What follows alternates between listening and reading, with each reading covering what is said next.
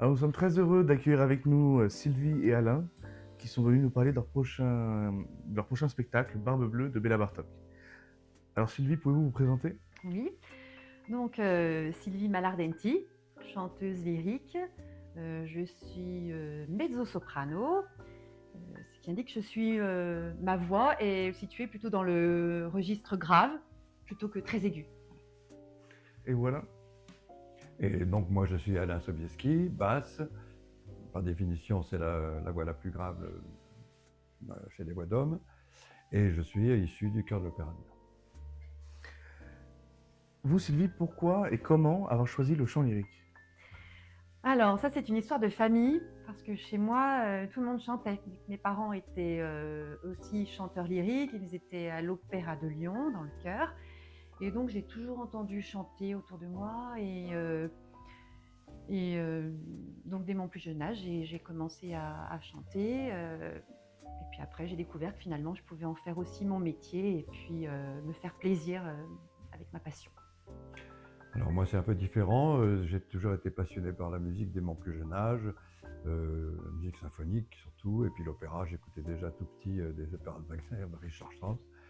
Et après des études de langue, j'ai fini par me tourner vraiment vers les études musicales.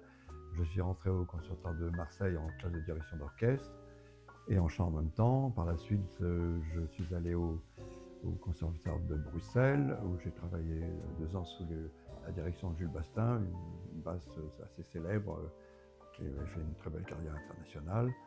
Au bout de 2 ans, j'avais mon premier prix et je suis allé en perfectionnement en Suisse. J'ai eu 2 ans à l'Opéra de Genève, puis je suis allé à l'Opéra de Lyon et je suis quand même passé une trentaine d'années au sein du chœur de l'Opéra de Lyon, chœur permanent.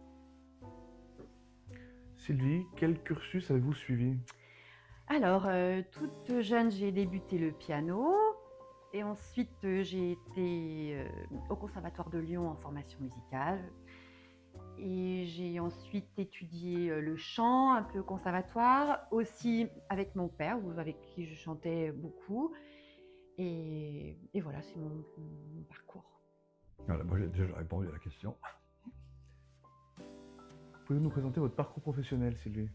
Alors, mon parcours professionnel, à l'âge de 24 ans, j'ai décidé, parce que je faisais tout à fait autre chose, de dire je veux chanter. Donc, je suis rentrée à l'Opéra de Dijon, dans le chœur de l'Opéra de Dijon à 25 ans, et j'ai beaucoup appris là-bas. Et ensuite, en 2000, j'ai intégré le chœur de l'Opéra de Lyon. C'est une grande maison aussi, bien différente, mais tout aussi formidable. Donc, Alain, vous interprétez Barbe Bleue, un personnage complexe et mystérieux. Qu'est-ce qui vous a attiré dans ce rôle? Eh bien, je pense que c'est un rôle particulièrement intéressant, sans doute un des 3 ou 4 rôles de basse les plus intéressants qui puissent exister, dans la mesure où il ne ressemble pas à tous ces rôles de basse stéréotypés comme les vieux pères, les grands inquisiteurs, les vieux moines. Et donc, même s'il il est issu de la tradition du conte de Charles Perrault, c'est un personnage très humain. Et dans ce personnage, à travers ce personnage et l'œuvre de Béla Bartok, il y a une recherche de sentiments authentiques et le langage musical, dont on parlera peut-être tout à l'heure, permet cette profondeur de Dans l'opéra, Barbe Bleue garde de nombreux secrets. Comment abordez-vous ce côté énigmatique et sombre de son caractère? Alors les secrets, oui, c'est effectivement la profondeur du personnage, son passé, ses douleurs, ses larmes, ses tourments. Mais le personnage de Judith, ça s'écrit Judith, mais ça je pense c'est Judith, c'est vraiment un personnage féminin vigoureux, donc peut-être Sylvie en parlera mieux que moi. Mais les secrets sont là, mais elle les bouscule, elle les fait disparaître, puisque Barbe Bleue cède à ses exigences et il finit par ouvrir toutes les portes, même la dernière. 7 portes. L'œuvre de Bartók utilise des harmonies modernes et une atmosphère très particulière. Comment vous préparez-vous vocalement pour un tel rôle? Alors vocalement, bon, tout rôle d'opéra demande une grande tessiture, une grande étendue vocale. Mais là, si vous voulez, par rapport aux autres personnages, je pense que il faut faire preuve encore plus de réactivité. Ça, c'est le langage de Bartók, hein, qui est dynamique, avec des phrases très courtes, mais qui s'enchaînent avec intelligence. Et finalement, on a une espèce de vie du personnage très prenante.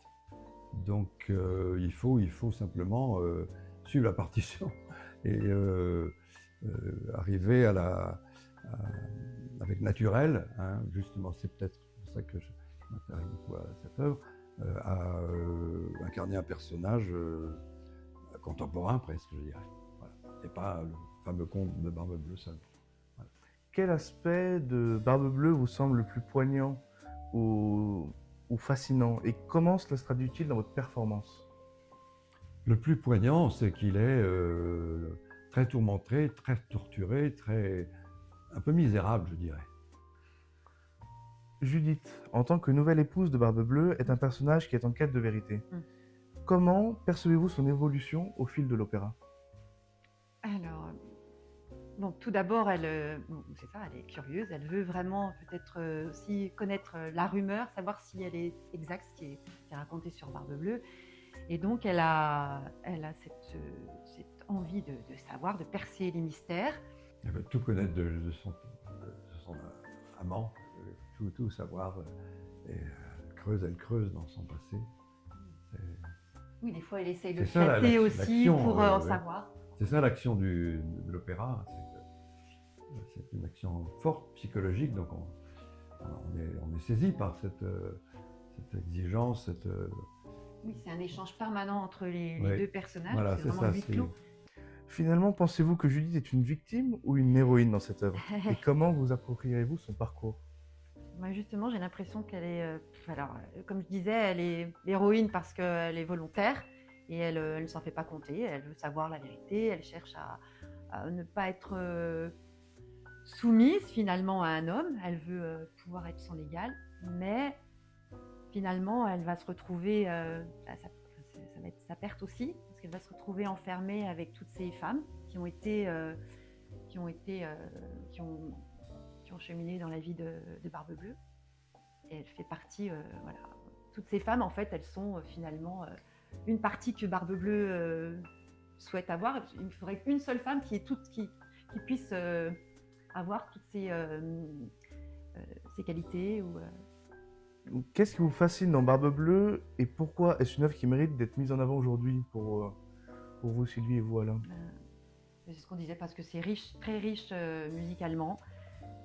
Et c'est très moderne. C'est moderne, voilà, j'allais dire la même chose. J'ai beaucoup de dissonances, Comment décririez-vous la relation entre vos deux personnages à travers la musique? La musique, c'est vrai, commente les sentiments. Elle est pas comme dans un dessin animé. Je pense que sa musique, sans les voix, déjà, c'est une musique psychologique finalement.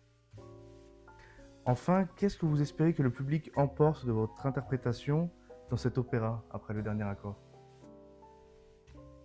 Se poser des questions un peu, de savoir comment finalement la fin elle est telle quelle, mais est-ce qu'on peut imaginer une fin, autre chose qui ressorte après? Peut-être les choses vont évoluer d'une façon ou d'une autre, à l'avantage peut-être de Judith.